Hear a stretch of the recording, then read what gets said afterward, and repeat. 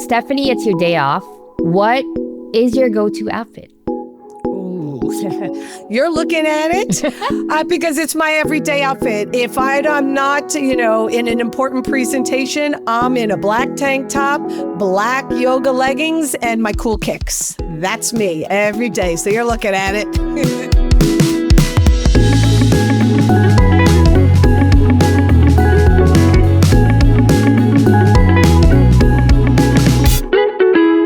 Hey there, and welcome to Impact After Hours, where changemakers sign off from work and log into life. I'm Camila Lorente. Today, I'm excited to find out what Stephanie Benedetto, founder and CEO of Alokia, formerly Queen of Raw, is really like off-duty.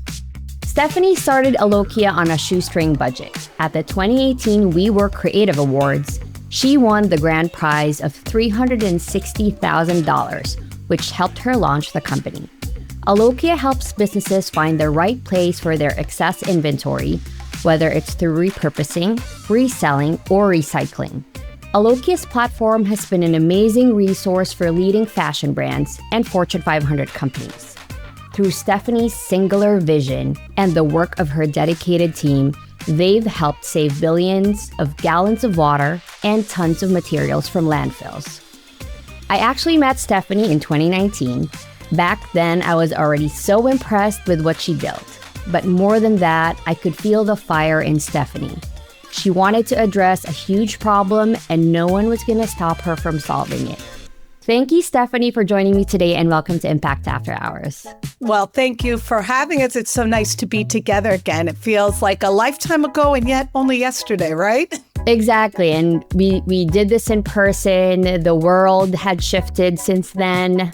But this I found out, I would say just, right before this interview, we have something in common, Stephanie. Before you started Queen of Raw, now Alokia, and before I started Human Group Media, you and I both worked as a corporate lawyer, which is, I think there are so many, maybe like shared challenges or shared like perspectives that we might have gained from doing that kind of job.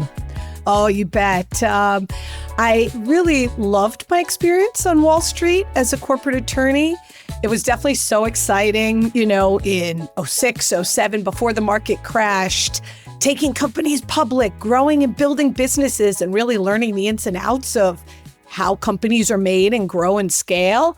But then, of course, when the market crashed in 08 and 09, and it kind of got dark on Wall Street, right? And you saw the height of like waste and greed and excess. I think that's when I took my opportunity to really take those learnings, go build a business and go try to change the world.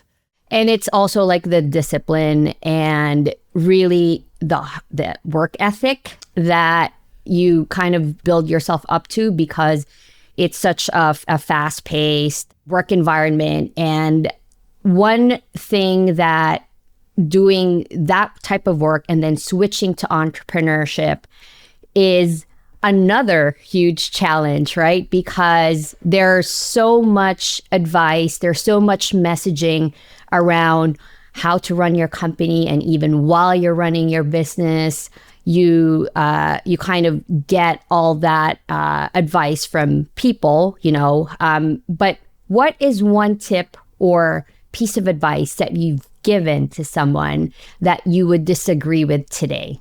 That's a great question. So I think there's something in the early beginnings when I was setting out to build this company. I was hearing from people, and then I always passed it on, where you need to focus on just one thing. Do one really narrow thing really, really well. Be the best of it and let that be your one thing. And while I took that to heart, especially in the early days of Alokia, formerly Queen of Raw, I would say that what I've learned as we've been growing and scaling is to change that up just a little bit. I think we need to focus on not just doing one thing and doing it well, but focusing on one problem and obsessing over that one problem, right? And because the way you deliver your solution, as we have, going from Queen of Raw to rebranding to Alokia, going from a marketplace to now software, how we solve this problem of excess inventory has grown. it's changed. We're always innovating, right? Especially in tech and adding features, and the business is expanding. So we want people to think, and we want to think early on really, really big. And then the sky's the limit. So not just doing one thing well, but one problem that you obsess over, but letting things grow and change as they need to over time. Yeah. Going back to your lawyer thing really quickly, I do have to say I loved my time as an attorney. It is where I met my husband and who gave me my two beautiful boys. But he always laughs because there are kind of three things that I really took to heart as an attorney and I use now as an entrepreneur. One is I saved a ton in legal fees early on in the company. So that was yes, very helpful. 100%. And the other two little things that I do still really do today, I book, although it's not in 6-minute increments anymore. My calendar is in like 10 to 15-minute increments. And that kind of organization and prioritizing in the beginning of your day, what you really need to get done, that has helped a lot. And I'm also really crazy about my email. I try to respond within 1 to 2 hours to every email. So those are things I took away from being a lawyer and try to use every day. I knew there were parallels. I am a zero inbox kind of gal. Like I read and respond to emails if, I don't need to. I just make sure that that's like checked off my list or I put it as read because, I can't have that pile up. Nope. If it piles up, then it doesn't get done and I get distracted. Exactly. So it's the focus and I can so, relate to that. But enough about work because this show isn't about that. We are going to log off, Stephanie, from work and we are going to get to know you, who you are off the clock. And we will start with our lightning round of seemingly random questions. Are you ready to play with me, Stephanie? I am indeed. Let's go. Chocolate or vanilla ice cream? Oh, vanilla. Vanilla. 100%. Physical book or audiobook? Oh, physical book. If I can't touch it and make notes with a pen, even for personal pleasure, no, I'm not I have to interact with it. We are so old school. Me too. I love touching books. I love the smell of books. I revel in like staying inside a bookshop, just like going through book covers and, I switched to a Kindle, but I'm still like, it doesn't feel the same. Nope, my kids use their Kindles, but for me, I have to have my books. I got them stacked up right here next to my desk. Okay. A friend messages or texts you. Are you a fast replier or a you'll hear from me in 5 to 8 business days kind of person? Oh, no, I'm an immediate replier, but it is with a short yes or no answer. I don't do this text, voice to memo. I don't write novels. It takes me to say yes or no. What they're writing back paragraphs, but then I delete it immediately because I've responded. And now I know that's my nature. I was gonna guess that because of your what you mentioned about your emails. Yeah. Okay. Last question in this round. Best smell out of these 5: floral, citrusy, mint, woodsy, or ocean breeze? Oh, ocean breeze all the way. I'm a sailor. I will take that over anything, day and night. That's actually the end of the lightning round, but we're gonna get into some more fun stuff. What was your first job, like first paying job, and what did you do with your first paycheck? Ooh, so I had 2 quick answers. The first, paying job, but not a job. I used to sell, there was an apple tree in my neighborhood at a friend's house, and I used to sell applesauce. And I homemade it. I never cooked anything in my life, but I figured out, I made it, I tested the recipe, and I would sell these jars. And it taught me a lot. At the time I started trying to sell it at like $10 to $20 a jar. I learned a little bit about pricing and supply and demand, but I sold it in the neighborhood. And it was a great early experience to understand the value value of a dollar and entrepreneurial thinking. I do come from a family of entrepreneurs.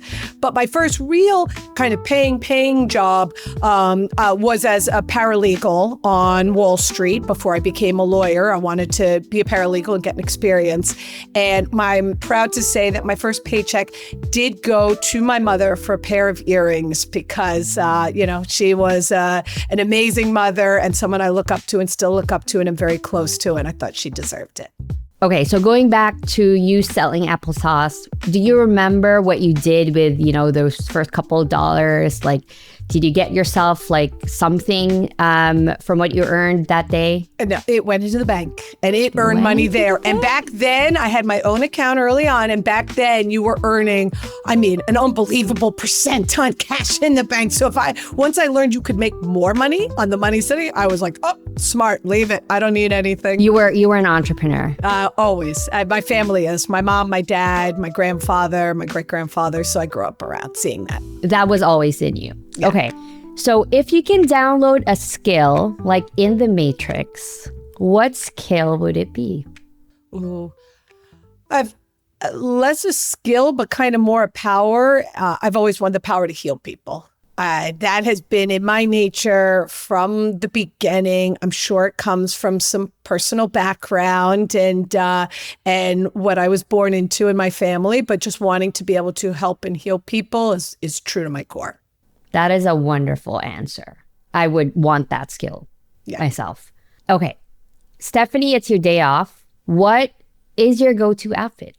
Ooh, you're looking at it because it's my everyday outfit. If I'm not, in an important presentation, I'm in a black tank top, black yoga leggings, and my cool kicks. That's me every day. So you're looking at it. So I was going to say that you dressed up for, very appropriately for Impact After Hours, right? This is what we would find Stephanie in, like, if we were to run into you in the city or something, we'll see you, Stephanie, and you're not supposed to go to a meeting or go to work. This is, to go to work, I will be going to work after this into the office and I will go just like this. But I tend to run very hot, if you can't already tell from my personality. That's been true since I was a child. My mom said she used to tuck me in at night and go near me even in the dead of winter, and like heat would be radiating off my body. So winter, spring, summer, fall, I'm in tanks. That's it.